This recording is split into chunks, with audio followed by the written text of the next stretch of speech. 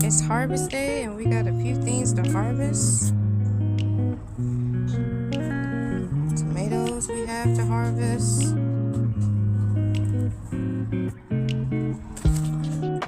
I'm gonna harvest these beet leaves as well today. You can eat these small and you can eat them big. So that's another green options for you. I need you recording me. Getting these beet leaves. And then the most nutritional part of the beet leaves is the red, the stem of it.